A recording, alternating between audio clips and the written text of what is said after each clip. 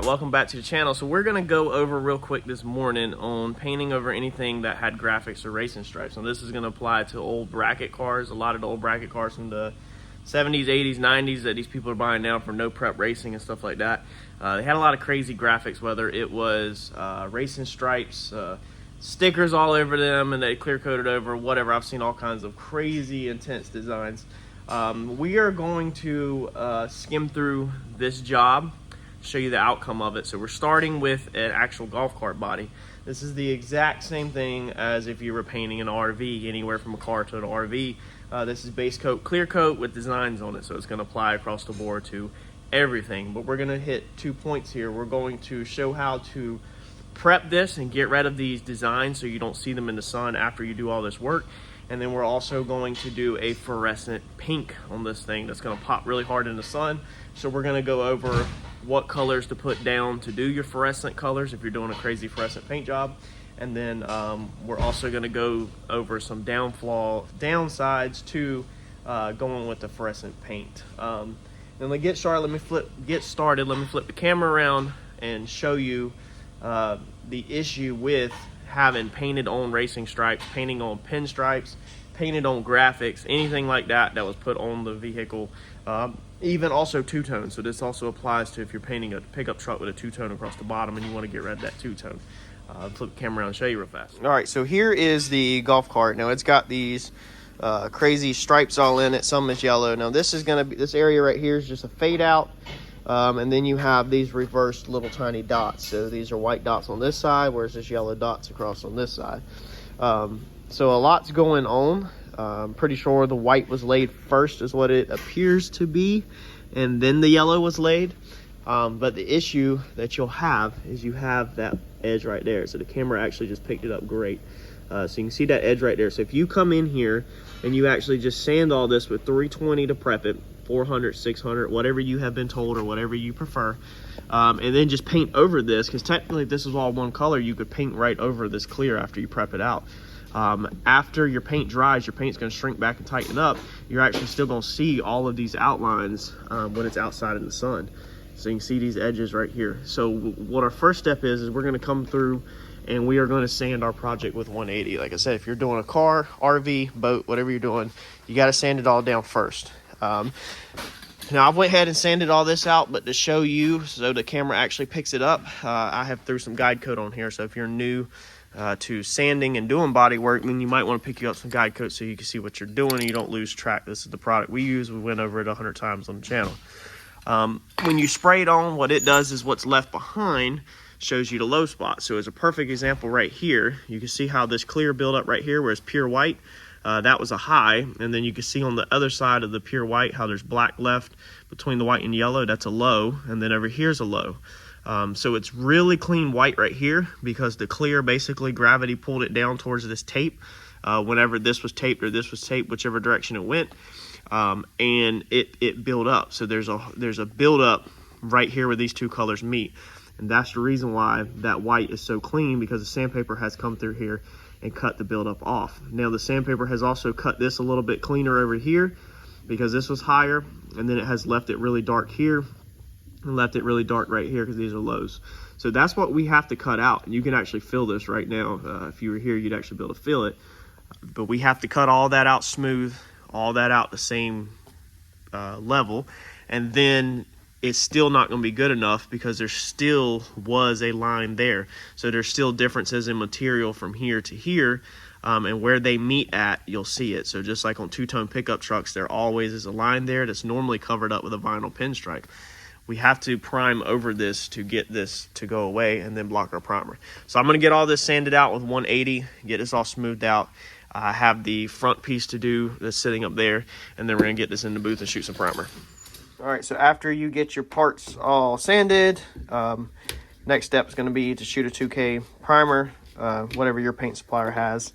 These are the products I'm using, but you can use whatever you have locally available to you. It will come with a data sheet on how to mix it. If you want more information on this, I have done numerous videos on painting your car, priming, taping, prepping, and put a lot of useful information in them videos. So I don't want to drag it out in this video. We're going to get this primer mix. We're going to get our primer shot. And then we will let this dry over night. And we will block our primer out tomorrow. We're also going to get some guide coat put on it for blocking out. I'll show you what it looks like after it comes out of primer. All right, here's our first coat. And as you can see, you can still see right there some of the lines. Even though I got this out really good, you still just, it's really hard to get rid of this stuff. So that's why it's so important to prime it. You can also see some of it right there, okay? So that's our first coat of primer all the way around. We've just mixed up another coat, and we're gonna shoot this thing again with 2 coats of primer over it. All of this was sanded out extremely good, and you can still see it. So this stuff is a nightmare to get rid of. And you've really got to get your primer pounded on. So let's pound on another load. All right, so this was our last coat. Now, you can still, let me try to find it. There it is, okay? You can still kind of see the lines right there where the old graphics were, even though we sanded this thing down aggressively with 180 grit. Here's the thing is, you're in this step right here, you're not going to necessarily get rid of the lines 100%. Now, when it snows at your house, maybe it don't snow at your house, when it snows at somebody else's house, if they have steps that go up to their deck and it snows, the snow covers the steps don't disappear. The steps now are just, each one is covered with the same thickness of snow. That's the same thing with your primer, okay? So the graphics are at different levels, okay? Because one was sprayed first, and then everything was taped, and then there was another one sprayed on top of that. And that's the reason why we had the edge. Now, if this was done correct or high end, that wouldn't be the case. It would have been like when we did Chris's golf cart where we did metal flake in it, and you would spray a coat, do your graphics, do your metal flake, whatever. When it's dried, the metal flakes are higher than the clear, or the graphics are higher than the clear, and you wet sand everything down the same height. Then you re-clear it, called a flow coat. I have a video on flow coating and how to flow coat. If you just search my channel for flow coat, you'll find it. Okay, so that's what should have been done to this job after it was completed, but it wasn't. They didn't wet sand, they didn't buff it, they didn't flow coat it, and that's why you can see all them outlines, and now we are having to fix that. So it's okay for us to still see the lines some, because again, our primer, which is the same as snow in this example, is just sitting on top of the different levels. Now what you want to do is we want to come in and cut it all at the same height.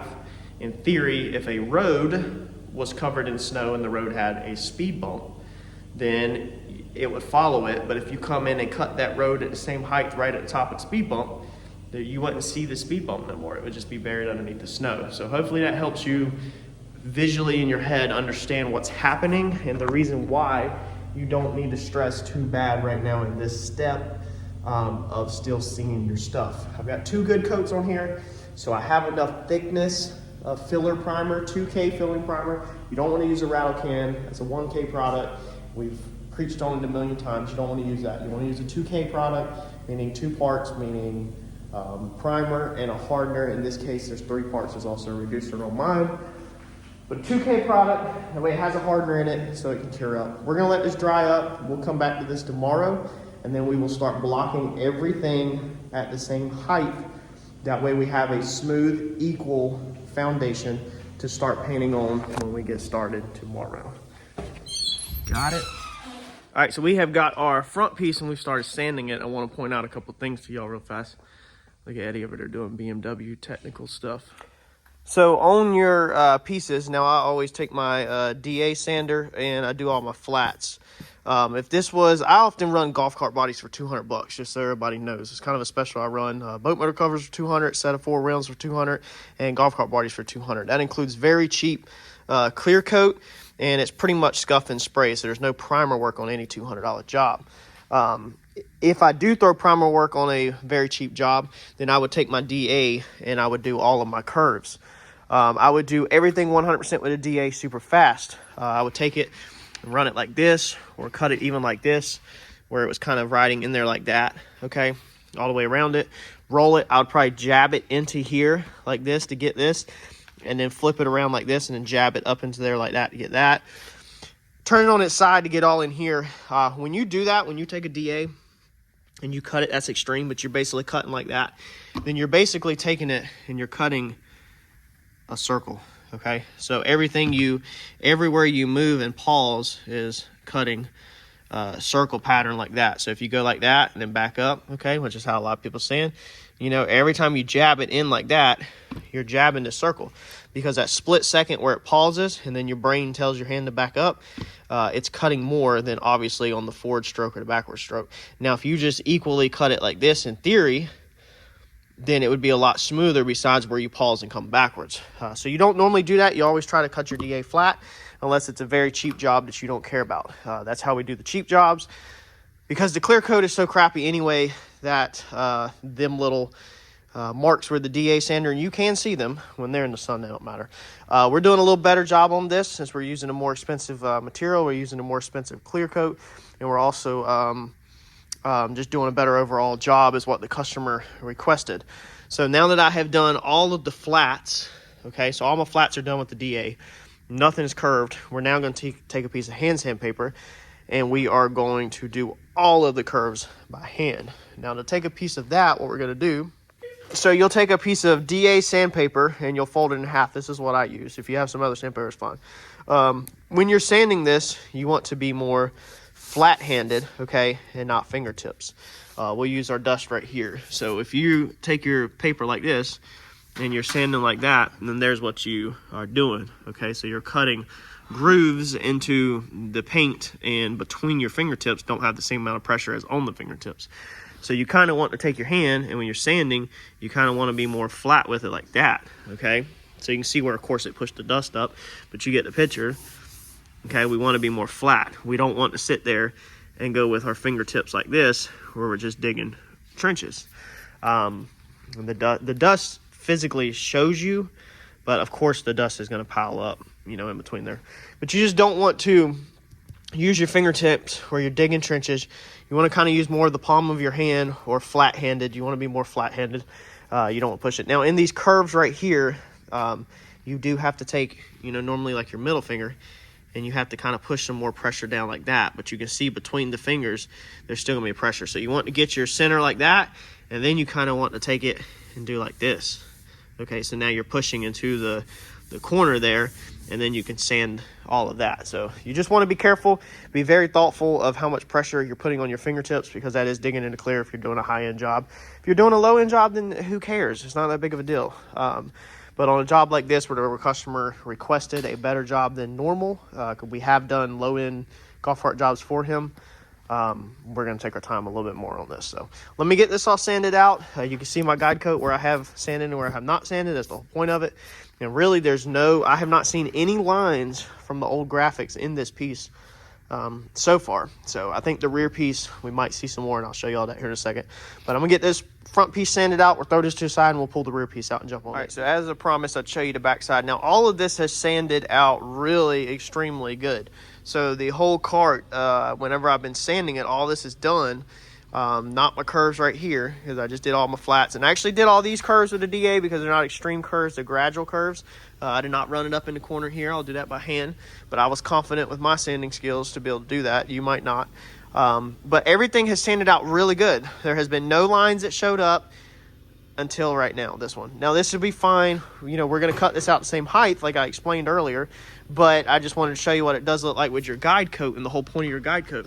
So you can literally easily see, you know, the lines there right now with your guide coat. And that's the whole point of your guide coat. So you'll sand this until you don't see that line no more. This is exactly what guide coat's for, is to show you, because if that wasn't there, then you might just skim over this a little too fast and then them lines still be there. So you can see our old pattern. And for some reason, this was the one we even seen when we were shooting primer. So for some reason, this was thicker and raised a whole lot more than everything else. So I don't know if they had to redo this one or something, but this one was way thicker, the edge was stronger than all the other ones. All right, so we mixed up some Dawn dish soap, a bucket, and Scotch-Brite, and we're going to scuff this down. I wanted to show you real fast where we're at in case you were doing your own projects.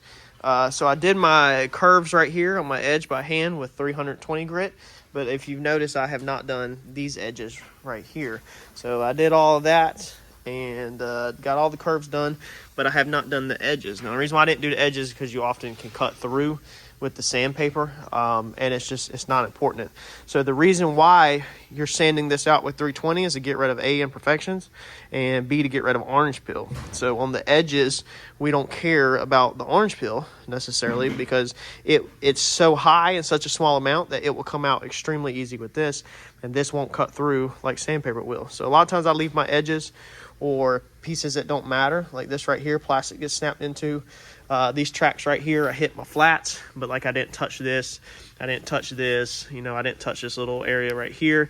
All this stuff I didn't mess with because it don't matter. Now I did run the sander through there very quickly, but we'll just get all this with Scotch-Brite. So you don't have to go crazy with your sandpaper and be trying to sand all your edges, because that's just going to lead to cut-throughs. Now cut-throughs are okay, as long as you don't cut through into something that you can't paint. So as you can see right here, all this is cut through, but this is cut through to a yellow paint. So this is primer and this is yellow paint. You can paint on top of paint, but you can't paint on top of raw plastic or metal. So that's the reason why, you know, you might say don't cut through. You might hear somebody talking about not to cut through your primer. That's because they're only referring to if you are cutting through into metal or raw plastic, which is something that you can't paint on top of. So that's basically it. We're gonna get this scuffed out soap and water. This time with this, we're gonna get all of our edges done, all of our pockets, everything. Not to smooth it out. We don't care about smoothing this out because this all gets hid all up inside here. You can see all the imperfections. This all gets covered up with the seat. But we want to make sure we have a mechanical adhesion, so we got to get a scuff on it at least. So